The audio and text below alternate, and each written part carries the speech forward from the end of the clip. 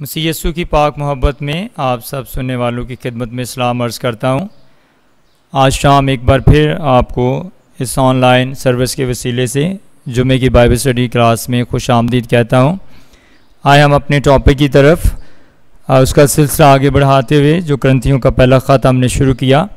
آج ہم کرنتھیوں کا پہلا خط اس کا دوسرا باب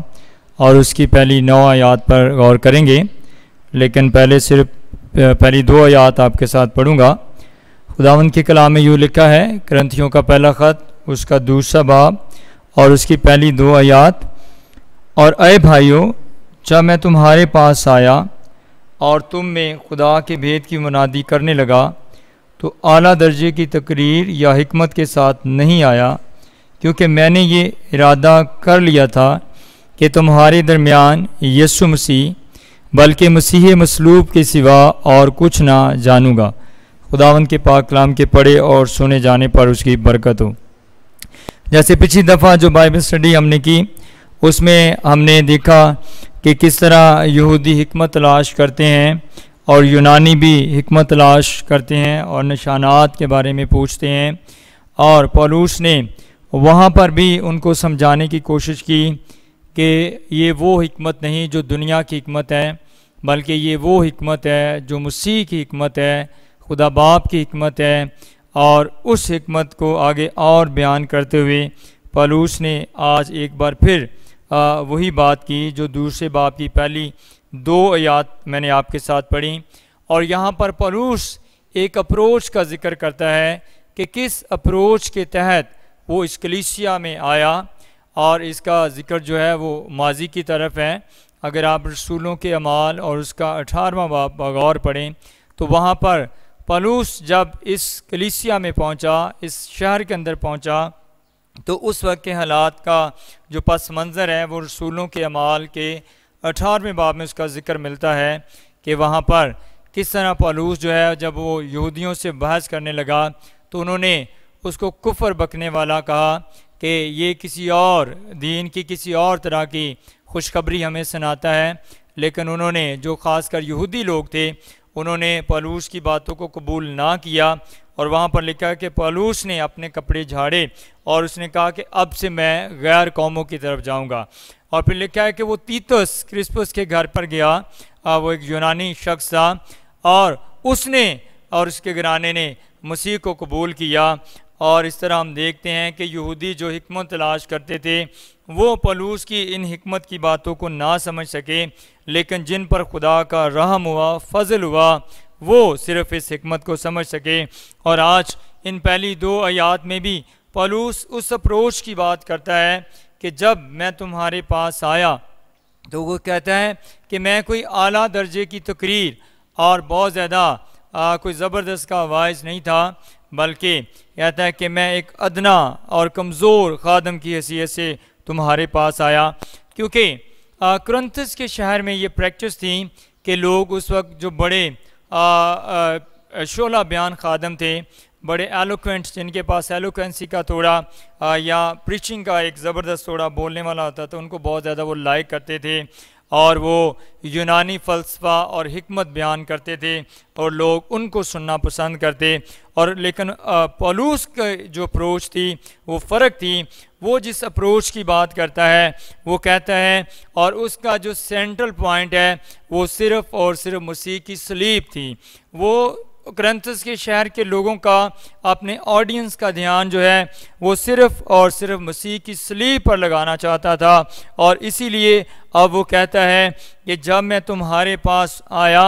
اور تم میں خدا کے بھید کی منادی کرنے لگا تو اعلیٰ درجے کی تقریر یا حکمت کے ساتھ نہیں آیا۔ لیکن یاد رکھیں کہ پولوس کا ہرگز یہ مطلب نہیں ہے کہ ہم خدا کا کلام جو ہے وہ اس کے فن نہ سیکھیں، تقریر کے فن نہ سیکھیں، لیکن اس کا مطلب یہ ہے کہ انسان اپنے آپ کو جلال نہ دے اپنی تقریر کے وسیلے سے، اپنے کلام سنانے کے وسیلے سے، بلکہ اس سب کچھ کے پیچھے جو محرک ہے، جو ریزن ہے، وہ صرف اور صرف خدا کے نام کو جلال دینا ہونا چاہیے۔ کیونکہ پہلے باب کی آخری آیات میں بھی ہم نے دیکھا تھا کہ ہم اس لیے بلائے گئے ہیں کہ خدا کے نام کو جلال دیں، اور اس کی آخری آیت میں لکھا ہے تاکہ جیسا لکھا ہے ویسا ہی ہو کہ جو فخر کرے وہ خداوند پر فخر کرے۔ یعنی ہمارے فخر کرنے کی جو وجہ ہے، ہمارا فخر جو ہے وہ صرف اور صرف مسیح کی صلیب ہونی چاہیے۔ اور پولس غلطیوں کے خط 6 باب کی 14ویں آیت میں بھی کہتا ہے کہ لیکن خدا نہ کرے کہ میں کسی چیز پر فخر کروں سوا اپنے خداوند یسوع مسیح کی صلیب کے، جس سے دنیا میرے وسیلے سے مصلوب ہوئی اور میں دنیا کے اعتبار سے۔ نہ صرف کرنتھس کی کلیسیا کو بلکہ پولس اور بھی خطوط میں اس بات کا ذکر کرتا ہے کہ ہمارے فخر کا جو ہمارے فخر کی وجہ ہے وہ صرف اور صرف مسیح اور اس کی صلیب ہونی چاہیے۔ اس کے بعد 3 سے 5 آیت میں پولس یہ بیان کرتے ہیں، اور میں کمزوری اور خوف اور بہت تھرتھرانے کی حالت میں تمہارے پاس رہا، اور میری تقریر اور میری منادی میں حکمت کی لبھانے والی باتیں نہ تھیں بلکہ وہ روح اور قدرت سے ثابت ہوتی تھیں، تاکہ تمہارا ایمان انسان کی حکمت پر نہیں بلکہ خدا کی قدرت پر موقوف ہو۔ پولس اب 3 اور 4 آیت میں وہ کلیسیا کو یہ یاد دہانی کرواتا ہے کہ میرا جو رویہ ہے وہ کیسا ہے کلیسیا کی طرف، یا میرا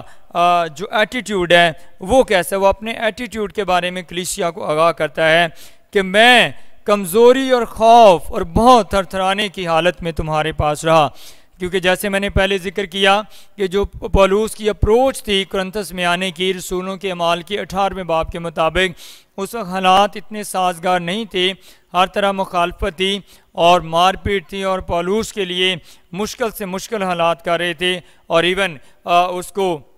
اخیا کے صوبیدار کے سامنے بھی پیش ہونا پڑا۔ اور اس طرح پولس جو ہے اس شہر میں جب پہلی دفعہ آیا کرنتھس کے اندر تو اس کو کئی طرح کی مخالفتوں کا، رومن مخالفت کا اور اپنے یہودیوں بھائی کی مخالفت کا اس کو سامنا کرنا پڑا، اور اس لیے وہ اب اپنے ایٹیٹیوڈ کا بیان کرتا ہے کہ میں کس طرح کے رویے کے ساتھ اس وقت کلیسیا میں رہا۔ وہ کہتا ہے کہ اور میں کمزوری اور خوف اور بہت تھرتھرانے کی حالت میں تمہارے پاس رہا، اور میری تقریر اور میری منادی میں حکمت کی لبھانے والی باتیں نہ تھیں بلکہ وہ روح اور قدرت سے ثابت ہوتی تھیں۔ یعنی اس کا کہنے کا مطلب یہ ہے کہ ان سارے حالات کے اندر جو دوسرے یونانی فلسفہ دان تھے یا دوسرے پریچرز آتے تھے، وہ اپنی نیک نامی کو، اپنے فلسفے کو، اپنے دنیاوی علم کو زیادہ بیان کرتے تھے تاکہ لوگ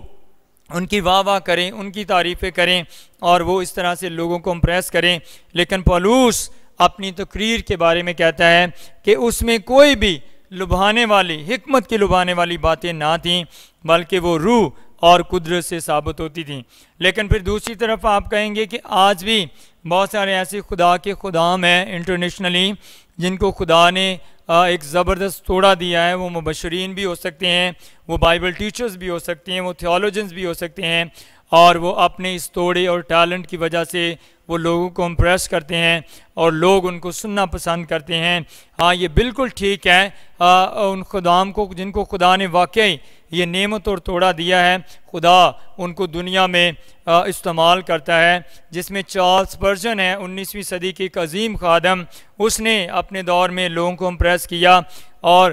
بلی گراہم 21ویں صدی کے عظیم خادم ہیں جو لاکھوں دنیا ان کو سننا پسند کرتی تھی امریکہ کے اندر۔ لیکن ان کی بھی اگر زندگی دیکھی جائے تو یہ بھی خدا کے فضل اور پاک روح کی بخشش پر بھروسہ کرتے تھے، نہ کہ اپنے علم اور اپنے ٹیلنٹ پر۔ پولس کرنتھس کی کلیسیا کو اس بات پر زور دیتا ہے اور خدام کو کہ ہمیں اپنی تقریر اور اپنے علم اور اپنے فلسفے پر بھروسہ نہیں ہونا چاہیے، بلکہ پولس ایک ادنا خادم کی حیثیت سے اپنے آپ کو کلیسیا کے سامنے بیان کرتا ہے۔ وہ اپنے علم اور اپنے تجربے پر نہیں بلکہ ایک ادنا خادم ہونے پر بھروسہ کرتا ہے۔ لیکن وہ کرنتھیوس کے دوسرے خط یہ 10ویں باب میں جھوٹے استادوں کا بھی ذکر کرتا ہے اور ایک کمپیریزن کرتا ہے کہ جھوٹے استاد جو ہیں وہ بھی کلیسیاؤں میں گھس آتے ہیں، ہمیں ان سے بھی خبردار رہنے کی ضرورت ہے۔ پھر آیت نمبر 5 میں پولس کہتا ہے تاکہ تمہارا ایمان انسان کی حکمت پر نہیں بلکہ خدا کی قدرت پر موقوف ہو۔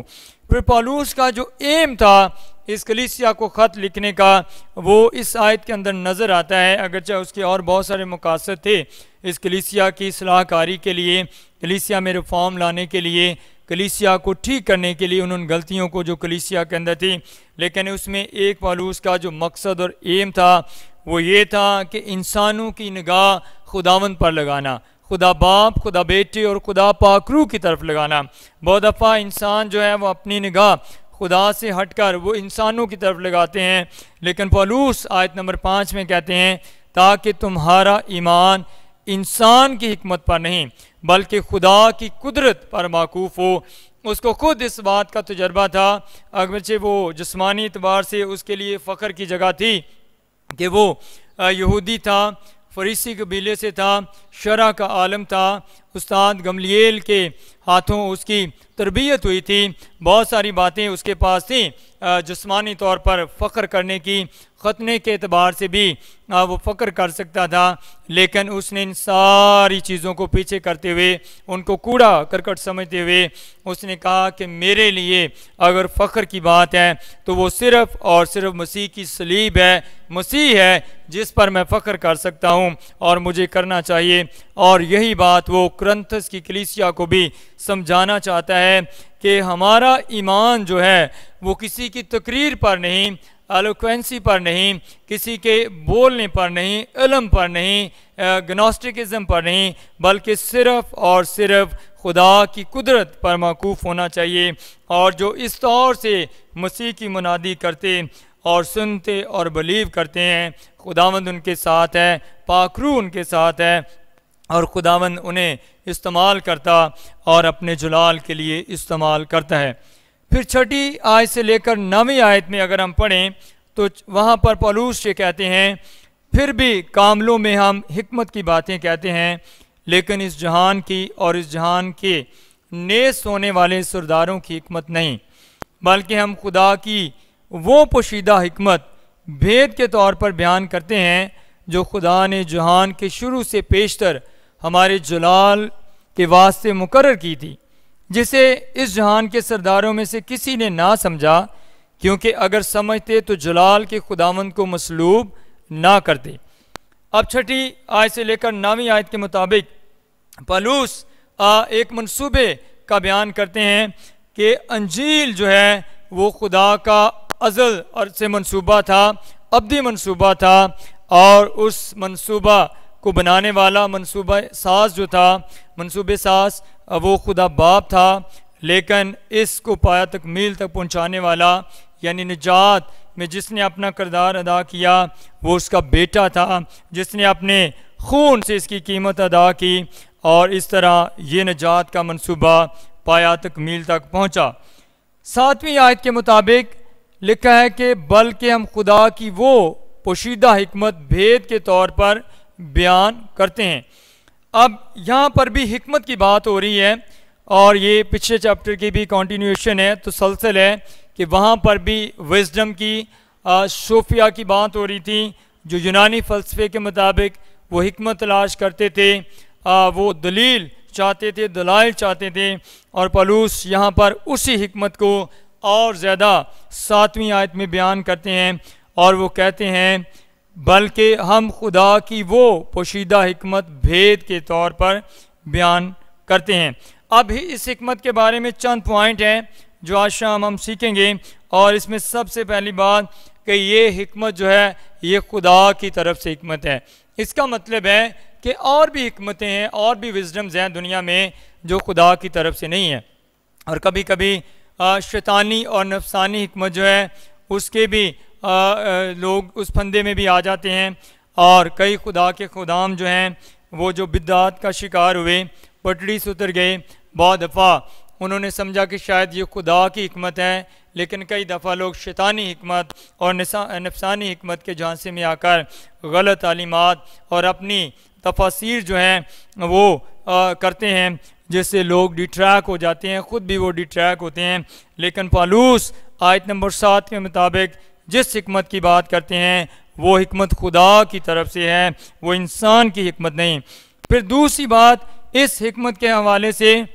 وہ کہتا ہے کہ یہ حکمت پوشیدہ حکمت ہے، یہ سیکرٹ ہے، یہ سب پر ریویل نہیں ہوتی، لیکن یہ چند لوگوں پر ظاہر ہوتی ہے، اور یہ خدا کے خادموں پر، پرانے نامے پر، انبیاء زادوں پر ظاہر ہوئی، نبیوں پر ظاہر ہوئی، خدا کے لوگوں پر ظاہر ہوئی۔